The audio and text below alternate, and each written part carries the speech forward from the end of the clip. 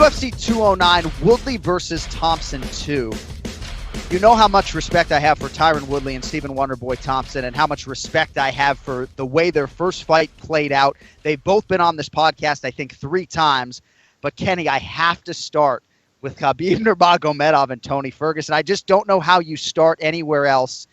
This is a fight that really has been in the makings for over a year. I was in a van with Joe Silva December of 2015 after Tony Ferguson submitted Edson Barboza, won $100,000 in bonus money that night. And I said to Joe at the time, I said, dude, Ferguson 7 or 8 in a row. I mean, got to be title fight next, right? And he said, I think I'm going to do the Khabib fight. And, of course, Ferguson went on to fight Rafael dos Anjos, and now the winning streak is at 9. And now this fight, Kenny, that really, at least in terms of the discourse with the matchmakers, dates to 2015, is finally going down this Saturday night. I mean, you know, Tony Ferguson said it best, I think. He's like, this is the main event. This is the real main event. I don't know if it's the real main event, but it is a damn good fight. Now, I don't know if people realize how rare this is, that, you know, back in the day we used to see this, but when we see 2 of the best 155-pounders, I mean, without a doubt, both have faced insane competition. Both have been nothing but perfect at 155 pounds. And finally, we're gonna get our answer. These guys do not like each other. These guys are red hot, and I'm just fascinated by this fight. Can Ferguson find a solution to the wrestling game of Khabib Nurmagomedov? This is a guy who all he does is take you down, control you, submit you, beat you up, whatever it takes. This guy is an absolute monster, and Ferguson is good everywhere. Extremely dangerous, a true finisher through and through, on the feet and on the ground. He's absolutely fearless. He has cardio for days, as does Khabib Nurmagomedov. I don't know which way I'm going to go on this one, man. This is one of the most confusing fights to pick in a very long time. Well, and I think it might be one fight that you make a prediction on today here on Monday, and then when you're forced to make a pick on Saturday night, you might go the opposite way, you know, given everything that you'll ingest between now and then, and given the fact that I think on paper it is a very close fight.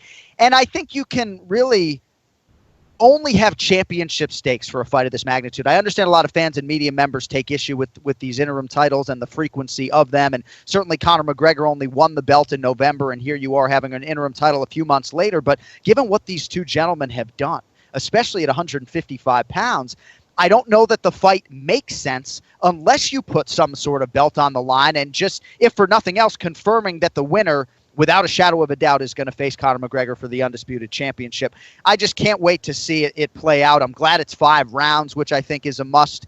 And for Tony Ferguson, you know, it's just crazy to think that this would be 10 consecutive fights, 10 UFC wins. And for Khabib, it would be 25-0, and yet neither man would be an undisputed UFC champion. These are 2 of the best pound-for-pound fighters in the world. I mean, I was surprised to look at the pound-for-pound rankings at UFC.com this morning and not see Ferguson in that top 15. I think Khabib is maybe at number 8, or maybe he was 13. I think Khabib was 13, but just crazy how talented these 2 guys are. And at least for me, Kenny, Tony Ferguson, as watchable a fighter as there is in the sport, and I think maybe for me the best example of the modern day mixed martial artist that transitions from one skill to the next so fluidly and so seamlessly. It's just hard to find any gaps in anything that Ferguson has done. I know he doesn't have the undefeated record like Khabib, but I think if Nurmagomedov is to expose some weaknesses from Tony Ferguson, largely he'll be the first in the UFC, at least over the last 3 or 4 years, to do so. I think that's very true. And it's interesting because both these guys, sometimes it can take them a little bit to get going. And once they get their momentum, man, they're just pretty much unstoppable. So I'm very curious to see if both these guys start to feel themselves during the fight. I think it's going to be an absolute classic. I'm fascinated by this fight. Both these guys, are just killers. Again, I don't know which way I'm going to go. And the way Khabib uses his body on the ground is just so special, and at times it really looks effortless. So I'm really curious to see Ferguson off of his back. You know how good a guard he has. It's just a fascinating matchup. I think Joe Rogan said on our 208 pay-per-view broadcast that it was the fight he was looking forward to most that's on the slate right now for 2017, and it's hard to argue otherwise. And we're certainly going to get to Woodley and Thompson and everything else that makes UFC 209, even for casual fans, I think a must-buy pay-per-view. But Nurmagomedov Ferguson, is absolute fire. And as far as the betting line is concerned, we'll get to it later, but Nurmagomedov is a 2-1 favorite right now. I see the fight as being a little bit closer than that. But, man, two of the hardest workers in the sport. Thankfully, both of them have stayed relatively healthy of late to preserve this matchup. I know Khabib at times has dealt with injuries, and then Ferguson had to pull out when this fight was initially slated to go down, but just a massive, massive fight, and I think rightfully so. The winner is going to get belted by Dana White on Saturday night. All right, so Nurmagomedov Ferguson leads the show today, but a close second, Tyron Woodley and Stephen Wonderboy Thompson can flow. Before we get to Rashad Evans, I just want to get your thoughts on this fight without a prediction. So they fought at UFC 205. I thought Woodley won the fight. I know that was probably the minority opinion. Majority draw, no problem there. They run it back here this weekend. A lot of people talk about the adjustments and which fighter will make the requisite adjustments to make this an easier night at the office because, candidly, it wasn't an easy fight for either guy. How do you see the rematch playing out relative to the way the first 25 minutes unfold? Well, I did have it a draw. I thought it was a fantastic fight, obviously. I think that Tyron Woodley really threw off Wonderboy by just waiting for him, by being extremely patient and waiting for Wonderboy to come to him. I think Wonderboy's offense is created by the forward pressure of his opponents, and he finds angles off of their forward movement in order to counter them repeatedly with whether it's blitz attacks, hook kicks, side kicks to the body. And Wonderboy, or I should say Woodley, was never giving any of those things to Wonderboy. So Wonderboy was a little bit uncomfortable moving forward, especially with the threat of the takedown that Woodley possesses. And I think that Woodley needs to do that exact same thing. Now, I say this all the time, but when you're facing a guy like Wonderboy, you just don't see that style very often. And I think Woodley did a tremendous job in preparation for that fight, getting the right sparring partners, seeing that kind of karate style, that in and out movement, I think helped him a lot. And now as we go into this sixth round here for UFC 209, I do feel that Woodley's going to be that much more comfortable moving forward and understanding that when he is patient against Wonderboy, it suits him much better than just kind of aggressively pressing forward against someone with the kind of offense and counter offense that Wonderboy possesses. Yeah, very interesting. Well, would you think it's fair to say that if Tyron Woodley can go in there and finish Stephen Wonderboy Thompson, that he'll never be underappreciated again? I mean, it does seem to me like Wonderboy is far more appreciated by the general public, the masses, the fans out there than Woodley is. And again, every time I break down Tyron Woodley's resume, I forget just how good it is, and the Condit win, people put an asterisk next to that because Condit was injured, on the Gastelum win, obviously KG missed weight and Woodley ended up sort of being the bad guy in that equation. In a lot of respects, he hasn't been able to catch a break. Then when he waited to fight Robbie Lawler, more critics jumped on board there, but of course he took care of business that night, and I thought he did again against Stephen Wonderboy Thompson. So I think this is the opportunity for Tyron Woodley to really stamp his legacy, and I think, you go out and finish a guy like Wonderboy Thompson, who's never been finished before. I think you get everything and then some in terms of that appreciation you're looking for. I think you're absolutely right. And I think that if someone's going to get it done against Wonderboy, it's going to be a guy who at least has the threat of the takedown, because those are the kind of things that can kind of get a guy to kind of not let his hands go. And I think Wonderboy feels like he didn't let his hands go as much or didn't let his strikes fly as much because of that threat of the takedown. And Woodley did a very nice job of feinting his way in, keeping Wonderboy guessing. He landed some very big shots, and that's another thing that we've seen Woodley do is he paces himself so much better now. And I'm sure he wishes he could take back that guillotine choke, which was so close. Instead of going flat to his back, if he went to his side, it would have been game over. He really beat up Wonderboy hardcore in that fight. But another thing that we found out about Wonderboy, he's not going to go away easy, man. Right. This guy has so much heart, and that was something we never really saw Wonderboy in trouble before. Maybe in the Matt Brown fight, he had his opportunities to maybe tap out due to some heavy strikes, but I mean, not a lot of welterweights in the world could take that punishment and that choke from Tyron Woodley and survive. That was just amazing.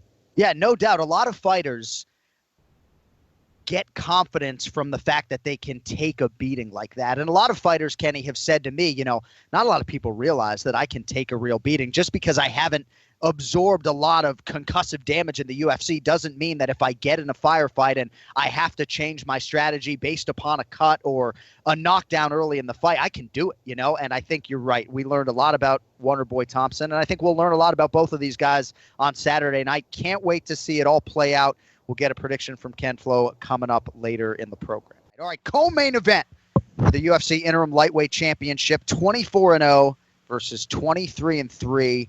Khabib Nurmagomedov favored minus 205 or so against Tony Ferguson at plus 175. Ken Flo, I know you don't even feel like making a pick here, especially an early week selection on Monday of fight week. We're giving you the right to change your mind by the time you go on television this weekend, but at least right now, early in the week, you go on Khabib or Tony. Oh, boy. Listen, I got to say, I said this the last time out. I said I would never pick against Tony Ferguson again. He's impressed me throughout all of his fights, his heart, his determination, his willingness to finish, the fact that he's just good everywhere. He does, he's not the most technical guy on the feet, but he is very effective, and I think he's the better striker here against Khabib. Khabib is clearly the better wrestler, but Ferguson, being on the mat, that's where he's very comfortable as well, and I think in the transition, he's going to give Khabib some trouble. And I think that Ferguson will get it done. I think he's going to surprise everybody, and he continues on that amazing streak. I can't believe I'm picking against Khabib here, but I'm going to go with Ferguson. Well, and at least here, unlike on UFC Tonight or in other places, you're getting extra credit for picking an underdog, so at least there's some merit there. Have you ever told Fox, dude, I'm not picking this fight? I mean, because it's live TV. It's live TV. So even but they do have a graphic. So even if you gave them a name and then tried to abstain on TV, the graphic would still pop. But why don't you just tell, Steve Becker and the crew, no picks. I'm not making a pick. I know. I can't do that, though. That's a part of my job, man. People tune in to see who the hell I'm going to pick. I can't do it anymore. The only time I was able to get away with it of not picking was when I was doing commentary, and obviously I don't want to get into that. If I'm doing commentary, I don't like to pick the fights. I don't think it's fair. But yeah, I don't think they're going to let me do it, dude. And this is the toughest. This has always been the toughest part of my job, is picking against fighters. And as we know, fighters get very sensitive about this. Right. And sometimes I have to pick against my friends and my coworkers and guys I've trained with before. It sucks. I hate it. But here we are. But you'll never pick against Ryan Hall, and that's okay. Exactly. He hasn't lost in a very, very long time. If John Anik gets in the cage, I'm not picking against him. Well, I appreciate that. All right, let's get to the main event. Welterweight championship rematch game here. Tyron Woodley, Stephen Wonderboy Thompson. So Wonderboy favored here, minus 150 or so. Tyron Woodley in the plus 130 range. We will need a round and a method of win here. Ken Flo, which way you going?